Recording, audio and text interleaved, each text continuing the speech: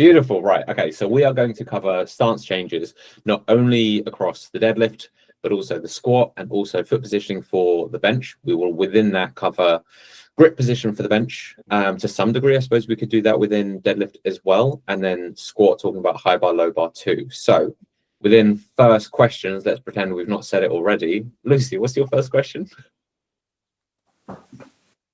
How do you know when someone is ready to transition from a low bar to a high bar position, which is more unusual, or more commonly, how do you know if someone would benefit from going high bar to low bar? Who wants to jump in? I'll go.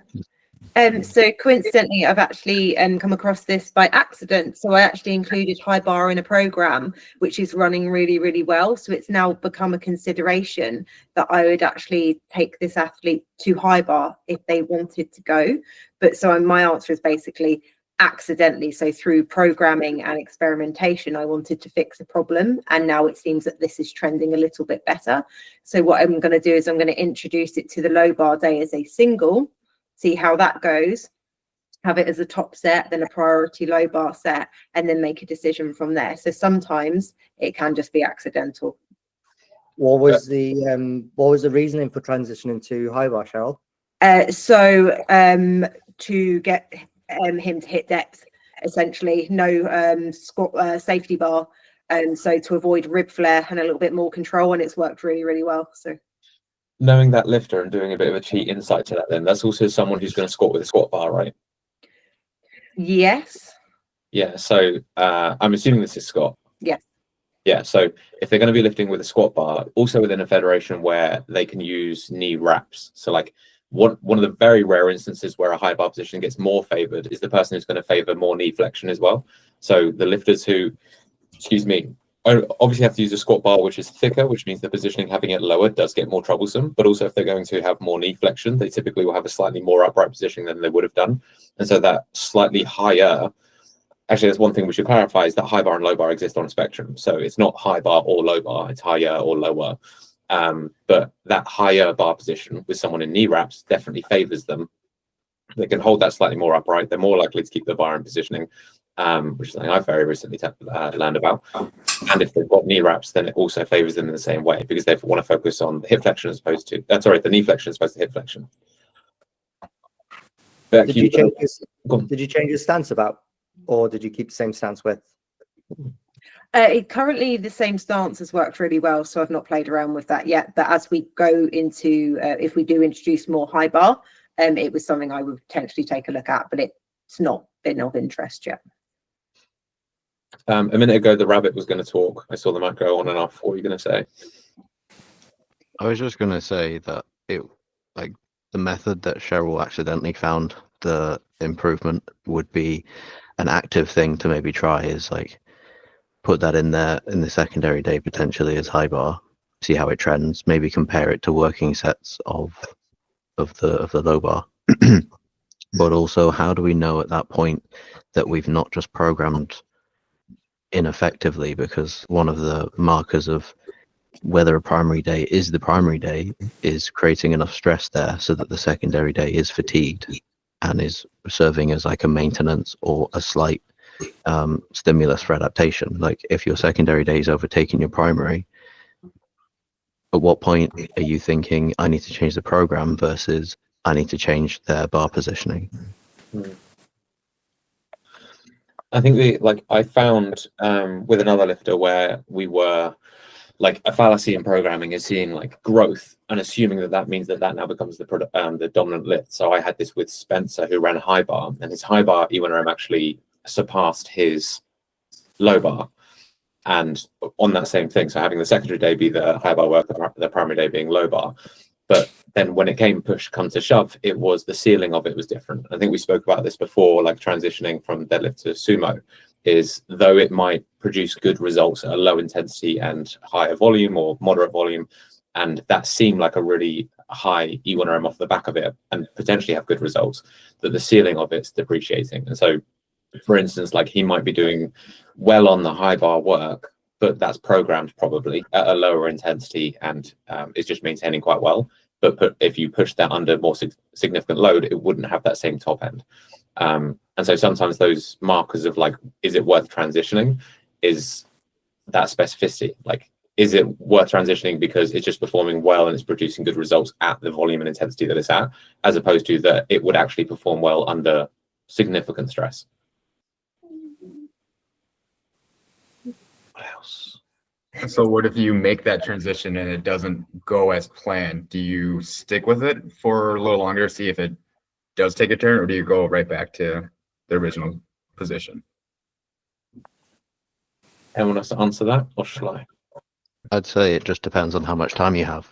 So if you've got time to wait and see if it wasn't a fluke, then you carry on. But if you don't really have that time to mess around, just go straight back to something you know was better. Because the longer you spend in this time of pushing the intensity of the high bar that doesn't seem to be progressive, showing results, the further away they're getting from their low bar skill of high intensity. So then you've got a little bit longer when you come back to it to regain that skill. I think also the confidence you've got in the variables around it. So if it's saying like, okay, it didn't play out because we ran some singles, but actually not that happy with what our secondary day was, and didn't really get the opportunity to do much with whether the working sets or primer for it, then you might know you've got a bit more to play with and go, there is opportunity here. If everything you did on paper, you were like, this was kind of what I was gambling on, this all being right, the secondary day seems to produce the right results, and then the outcome's bad, I think that probably would push me away from it faster than going, no, I know what I would change here. Like, I know what I could do with that secondary day to kind of benefit this.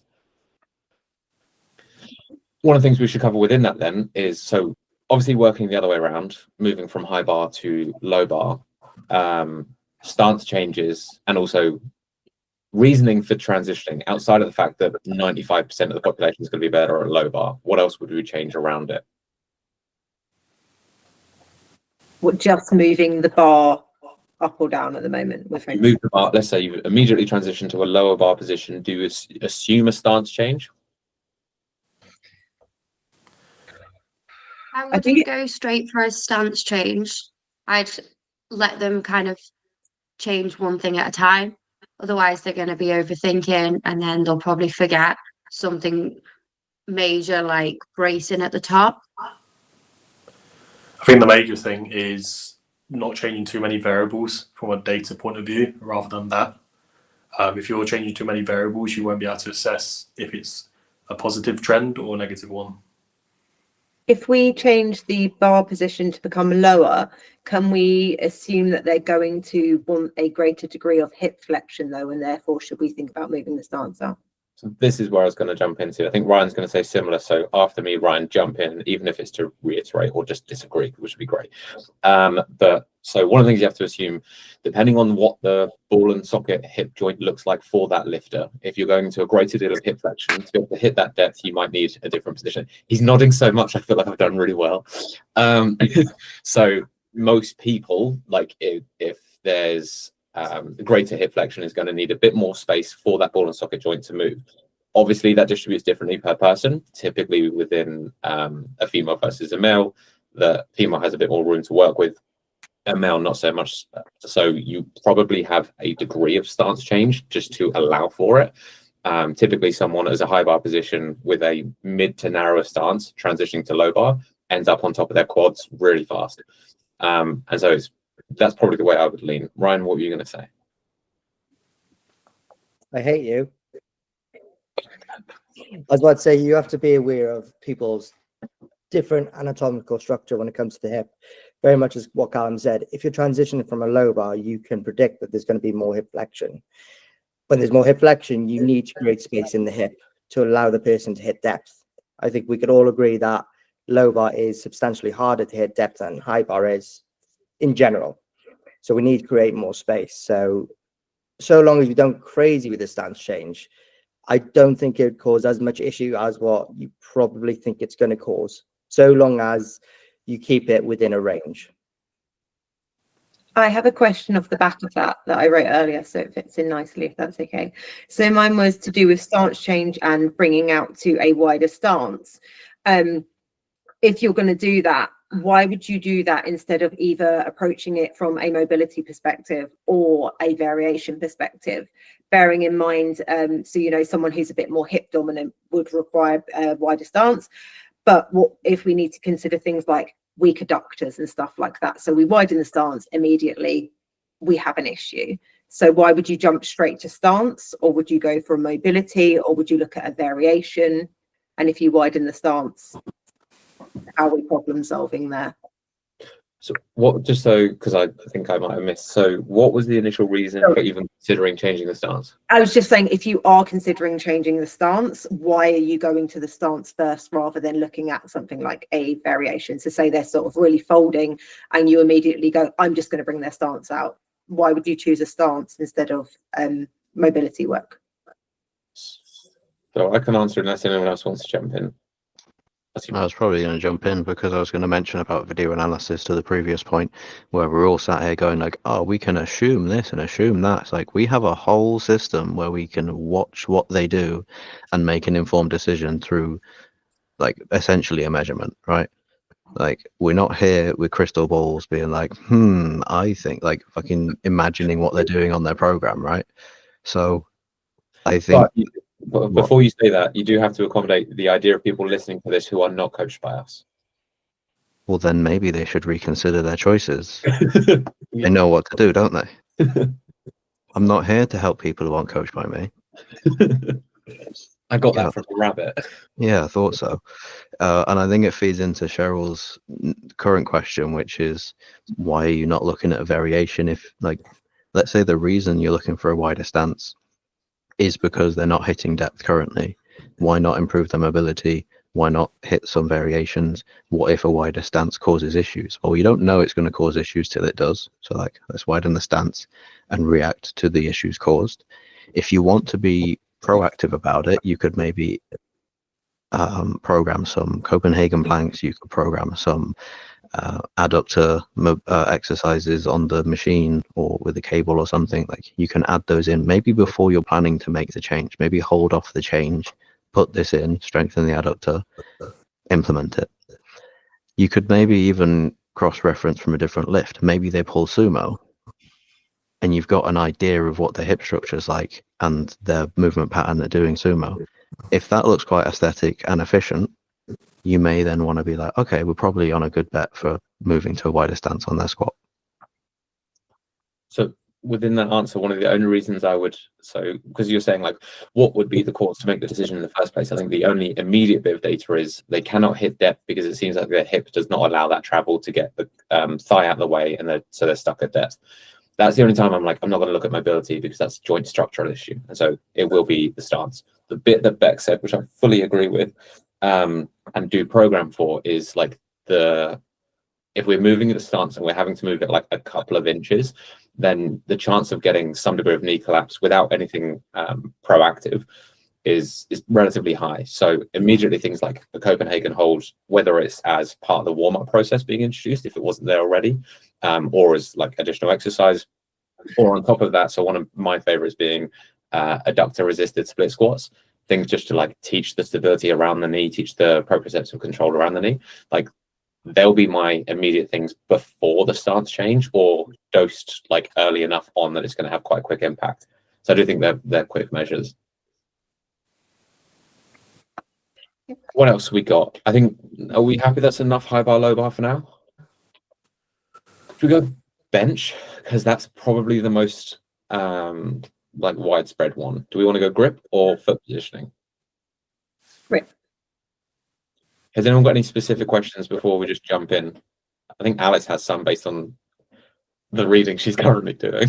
I have some, well, I just put post grip benches and the fact that they're rare. It's quite similar to Lucy's question with the high bar, low bar, really. Like, obviously, it's not going to be a very common thing where you'd move someone's grip in. Does anyone have any situations where they've had to do that? I think there's a general consideration. So if you're dealing with a very large lifter, bringing their gripping could be beneficial to create stacked joints. Like Julius Maddox, I think, is a closer grip bencher. So generally the bigger people, I find closer grip suits them more. One of the things that, and considering it's off of the point you've just made, she'll fucking hate that I've said this, that we brought Rachel's grip in. She's not a bigger male, but it was one where we were programming. So, like I say, most of the decisions we make are information led. It's rather than just a guesswork. So we were programming on a primary day that she had her comp style grip, and on a secondary day or tertiary, whatever, she had her close grip work. The close grip was not only more reliable, but was trending better. But the reliability was a big factor for me. And I think a lot of people, especially nowadays where people jump straight into powerlifting, they go for maximum width of, on their bench. And then you just see not only like a huge sticking point come about off the chest, but also that they lose shoulder stability really fast. They're the people who we can try to cue it. We can work within a volume range that they can sustain that shoulder position. But if they're sustaining it better on a slightly narrower grip, the longevity of that seems higher. So they're the people I would favor, even if it's like 2 fingers in, to allow a bit more stability around the shoulder, and also to kill off the sticking point slightly. They generate a bit more force to get through it, and it seems to sustain better. Those people I would bring in, but on the assumption that they've already been very wide. Bringing someone all the way I've to kind here, of been like the opposite of you, because I've had quite a few guys come in and join me that have, I don't want to be stereotypical, but like your typical like lad benches that don't have an arch, like don't plan their feet, just do narrow grip bench because it's an arm exercise and they're trying to get bigger arms, which I get. So I've kind of been trying to work them out like ever so slightly, like you said, 2 fingers at a time. So it's not like a massive difference, and it's not a massive change either. And it's something that they remain comfortable with. One of my guys has a shoulder injury, so actually he can't go too wide, but just doing that like little bit every so often has made actually quite a significant difference. So I've kind of done the opposite. I think with that is one of the things that's worth noting is like the shoulder joint is one of the shittest joints in the body. Like not only is it incredibly easily irritated, but there's not much security around it. It doesn't like innately want to stay in the position we put it in. Hence you can spin your arm in a circle. You can't do it with your fucking leg. So it gives a degree of freedom, but ends of the spectrum on that. So substantially wide, particularly unstable, substantially more narrow, also unstable. But then just the heightened risk of irritation. And obviously when we get as Kuban will be more within the field, like irritation around the shoulder, a motherfucker to get rid of because it just so easily inflames over and over again. Always my least favorite one to treat because it's just like, just leave it alone for a bit. Once that space under the acromion is inflamed, you're fucked for a while. So I think like end of spectrum is moving people away from the end when you either have instability or inconsistency. One of the questions I was going to pose, which I have no degree of answer for. So typically when we're programming, like bringing someone into bench, we're looking for a foot position that they can build their positioning, direct the force and so on. Has anyone ever moved so we know you see those people who bench with their feet nigh on underneath them or so fucking wide, and I mean exceptionally so. Do those people end up there who didn't start there? Has anyone ever moved someone to that degree of stance change, or why would they?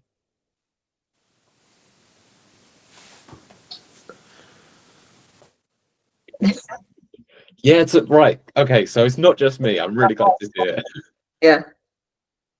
Beck, I really thought you'd have an answer to this, and I'm genuinely gutted. I mean, I'm assuming you're still in the fucking room.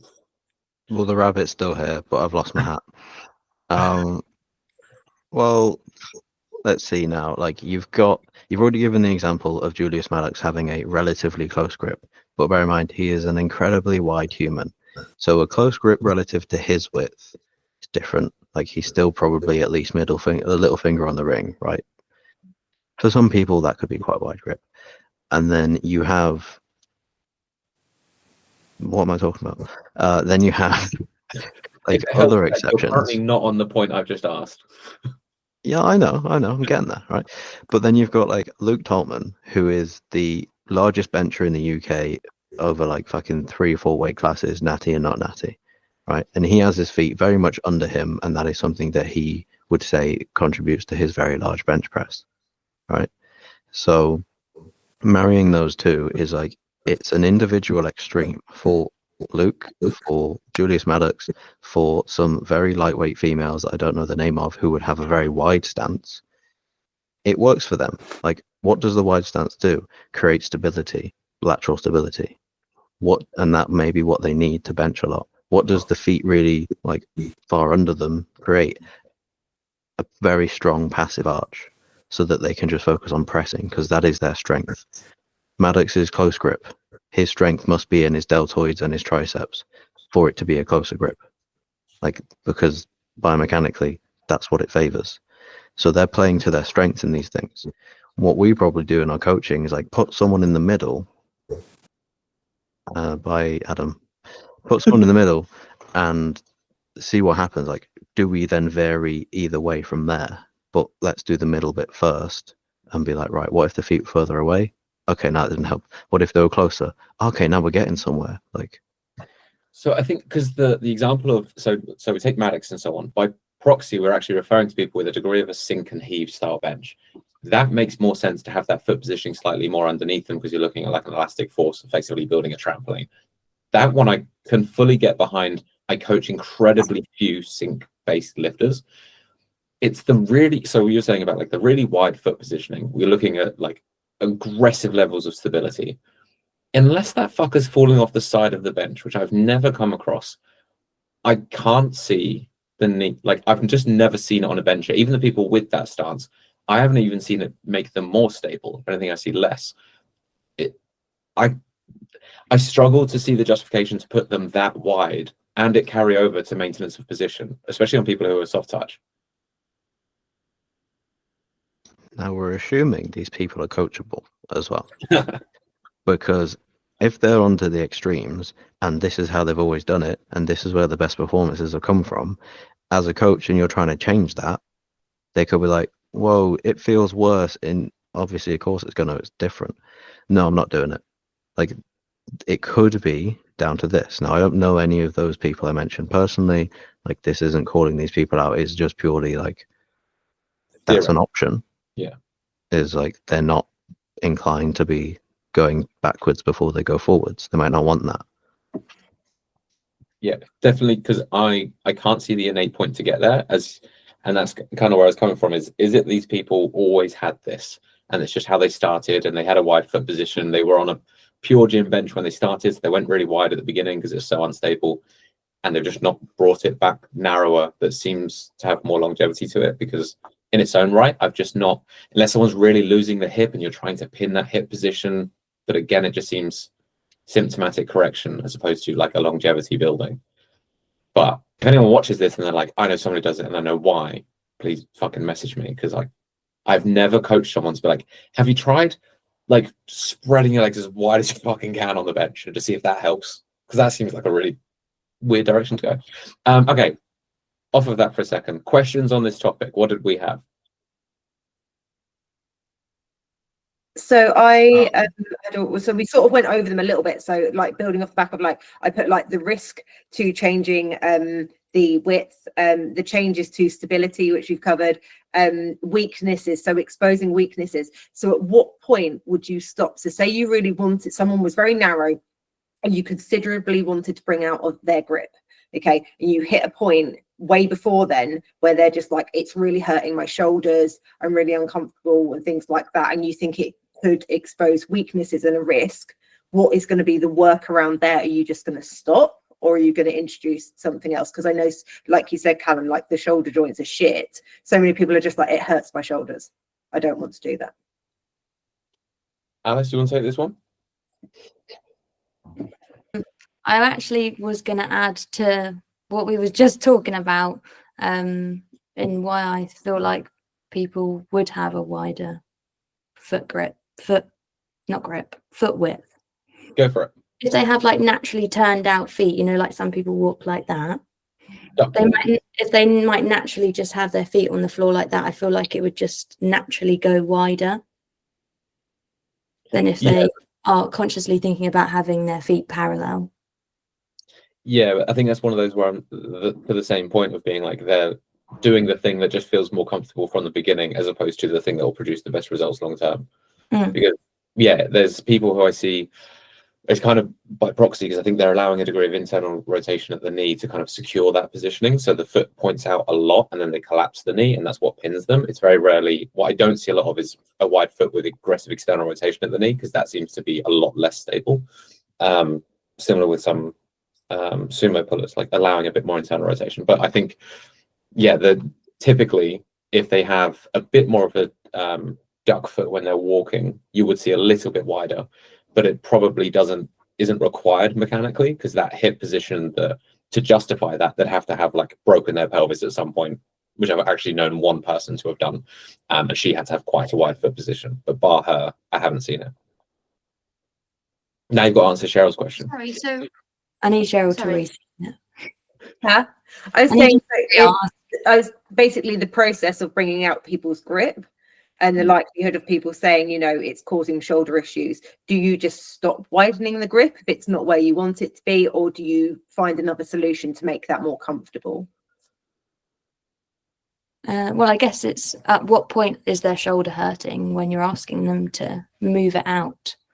Like how narrow are they starting? How wide are you wanting to go?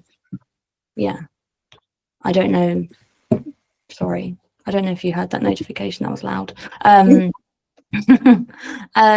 I don't know whether they're doing like shoulder mobility things, what are their warm-up drills and stuff like that. Yeah, I haven't had an issue with someone, their shoulder hurting from just the grip moving out. One of the ways I will say that I found like there can be an issue is if you've got someone who's a very narrow bench. Also, are we just assuming Adam died, by the way? Because we all just moved on from He's that not. loss. Someone who's a very narrow bencher, they typically, like whether it's just the pressure of the bench when they're holding that narrow position, hold their shoulder to an okay degree. And then but when you bring it out slightly, you expose the instability. And so if it's not partnered with the setup, so whether it's how they pin their shoulders when they wedge into position, if they're not partnered well, it exposes the instability so much that that can cause the irritation. Now, I'd say that if you're getting that irritation fast, you probably jumped into change width rather than secure the setup. And so that's probably just a failure on the coaching end of being like finding our system and order of approach. Probably best off being like, okay, with this, the grip you have right now, we want to reinforce this positioning. And if we're going to bring the grip out, maybe we only do that on a day with limited range, something like the Spoto bench, of being like, it's not going to be as unstable, not as taxing at the shoulder, but you also have to reinforce the things we're trying to do on your primary work. So I think like shoulder instability is significantly worse the flatter someone is, because the shoulder's not as pinned underneath them. And obviously, if you can get them to pin that positioning, it's less likely to break down regardless of the grip width. But that's normally the way I've seen pain come about, is just exposing how poor the stability was and not looking for something passive to hold it. Anything else?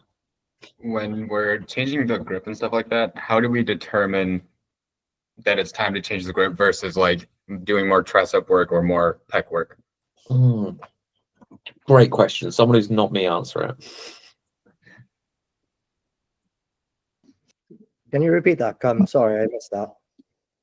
Yeah, so when we're thinking about like changing bench, like the grip on the bench, when do we determine that it's just needed, they just need more tricep work or pec work versus they actually have to change the grip? The rabbit's winking. Yeah. Well, if they're already like max grip width and they're failing off the chest, and that is consistently their strongest width, I'd probably say you need more pec work. If they have a closer grip and they're failing off the chest, again, more pec work. If they're failing at lockout, more tricep work. But if they have a closer grip, you can try, like, that's the thing, just try a wider grip. Oh, the lockout is now a lot smoother. This is our new grip. Like, you have to trial and error sometimes of putting in, like, you would know that a closer grip has higher tricep and deltoid demands. If those are the things giving out and your limiting factor, maybe widen the grip and try putting the force through something else. If they've got the wide grip, therefore you know it's like more pec dominant and they're failing off the chest, you know that they need to improve that. If they're failing at the tricep, where it's not as highly fucking ratioed, then like do tricep work to fix that. Does that make sense? Yeah. To anybody. It's crazy that it's come from a rabbit, but it's good. One of the things that I think plays into that as well will also be like weight class of the person and potential for growth. So if you're taking like a lighter female with a narrow grip and they're towards the top of their weight class with no intention to move past it, the impact of the accessory work probably relatively low because you're not going to see a big change in muscle mass. And so like shortcutting towards the grip change instead might give you a faster level of response. But obviously I wouldn't move to the extreme. It's like, can we get some easy wins off of a partial change? And then maybe I'll favor more of the accessory work to work within that and see what the stimulus carries. I think if it's someone who's like low in their weight class, intends to grow, or just doesn't give a fuck about the weight class, just is going to grow, that accessory work probably has a much higher payoff. And so I'd be favoring that for a little while. So I do think that the body weight and kind of the prospects of where they're looking to go. And again, as like, I think Beck always reminds us, because we always forget the point, is proximity to competition. So if it is a case of being like, again, 4 or 5 months out, you're not growing particularly much in that time frame. So the grip width would probably be my priority for that. If it's, I've got a year, being like, we can favor some of that accessory work. What else we got? Oh, we should do, I'm gonna make Ryan answer the entirety of this. Ryan, converting from conventional to sumo. You go from as narrow as you can to as wide as you can. You go from knees touching to toes touching plates, right? Absolutely. Right, done. I mean, I've always said it. I tend to find that this is a more aggressive change than what, let's say, a squat stance change is. So this is where I would introduce more direct stimulus to the adductors, to the hip flexors, to those areas before I make the change, probably like a block before. I tend to include more the Copenhagen planks, like what I think it was Beck mentioned, with the idea that we are going to do like changes. Other than that, I would also include more just with barbell drills, getting them in a sumo position with their ankles are stacked underneath their knees. So not too wide, nothing aggressive, but just making sure that they get a feel for that position. Then a block in, I'll then go probably more to the secondary days, make the volume dosages substantially lower so that it's not causing any silly amount of stress on their body, and then just build it up from there. I'll take a step-by-step approach.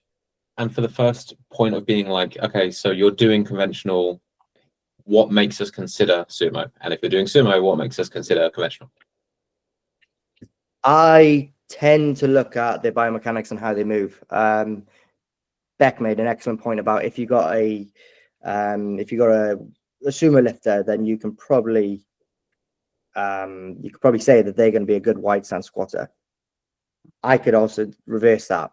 If their squat stance is relatively wide, or they get a good amount of hip internal rotation, no, external. I always get this too confused. External rotation, then I could probably say like, okay, we could play around with this. If they get a little bit stuck with their sumo, with their conventional, we could play around with it on a secondary day. Again, depending on where they are out from comp. I tend to change it quite far out if I am going to change it. There's other things as well. Arm length, going to make a big impact. Femur length, again, a big impact. Torso length. I just take all these into consideration when I'm making the change and how I make the change. So if you're long boy, go sumo. Tried it today. Don't be like. Okay, what else did we have to cover? We did stance change that's very briefly done for deadlift. I have one more that I want to cover, which is, I know that I think 50% of this group lean one way. I don't know where the others even lean towards. I'll make a statement, prove me wrong. Hook grip is aggressively overrated. When would you favor a grip change from split to hook, or hook back to split? Mixed, whatever you want to call it.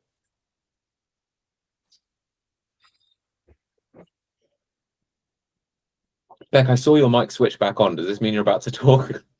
I'm thinking about it. I don't. I don't really have a preference on grip. I mean, personally, yeah, I prefer to do mixed grip, but that's just because I've tried hook grip and wasn't naturally any stronger for me. So if someone's complaining to me like, oh, my mixed grip feels weird, I'm like, okay, try a hook grip. Oh, well, that feels rubbish. It's like, well, pick fucking one of them and stay with it. Like, don't keep changing because you'll never get better at either of them. But I can't think of a situation where, from me watching their lift or their programming, will I say we should change. Maybe if they lose grip in competition and they're using hook, I think I'd probably suggest a change to mixed, because I feel there is less demand on your grip to hold the bar with mixed grip. Like, the bar has to slip out of your hand. You can just cover yourself in chalk. Your hands are facing opposite ways. For it to roll out of one, it has to roll into the other. Like, you've got a whole hand in the way. Whereas hook grip, you've got a thumb, and then the friction between your finger and your thumb can slip a lot easier than your whole hand. There's also how they hook, how they mix grip. Where's the bar in their fingertips and they're dropping it? Well, there's your fucking problem. Stop holding it in your fingertips. If it's in their palm, like sound, you've got to go through your whole palm. That's all I can think of. Because one of the reasons I say the hook is overrated is, one, people jump to it. Two is that 50% of their work, if not substantially higher, seems to be done with straps where the bar is held in their fucking fingertips and it's irrelevant. It's nothing to do with what their lift actually looks like. But also it ends up being like, you tear your thumb once, you now can't pull it for like 3 weeks. It's unreliable. When it slips, it slips. Whereas, as exactly as Beck's saying, like, I find mixed more reliable. Does there have slight increased chance that you might have to play with it in your hand position? Yes, but how fucking long does it take people to get used to hook? Like, if you make me pull 120 with hook, it kills. I hate it. The idea of doing 170, I don't even want to try it. And so that time to develop tolerance to find out if it was worthwhile seems like a lot of time into something that could not pay off in the long run. Can't see the favorability of it. I think this is an excellent part for Adam to come back to. I was like Adam and Ryan are the two. I was like, oh, you hook boys. Yeah. You hook boys doing all your work with fucking straps and dropping your final deadlifts. I think because we've also talked about moving to mixed grip at a stage. I think with hook grip the tolerance is a lot less than mixed. Like, mixed, you can get away with doing it for all your sessions and you'll be fine. But with hook, I find that your primary sessions are focused on the hook grip, but then sometimes you have to resort to so using straps for some of your working sets, or shift over into your secondary day with straps, because your hands do get beat up. So I think it's dependent on the lifter, but I would agree that mixed is more favorable and more consistent. Ryan, what would you have said? You do have to build tolerance for it. So I've been doing it for, God, probably most of my deadlift career. I've just done it. I favor it because my hands are tiny and like thin. So I prefer hook grip because of that. I can get into a really good position with it. I see a lot of people miss wedge or can't take a lot of slack out the bar with a hook grip as well as they could with a mixed grip. Whether that's down to like how much surface area of your hands on the bar, how much more you can tug or pull up with your upper body. But I do tend to find if I've got hook grip pullers, especially sumo, they always tend to fall a little bit forward compared to if we was to change them over to mixed grip. They can have their hand placed on the bar a little bit more. They can secure it. They can take a little bit more slack at the bar. They can wedge themselves in a little bit better. I tend to find from my guys anyway.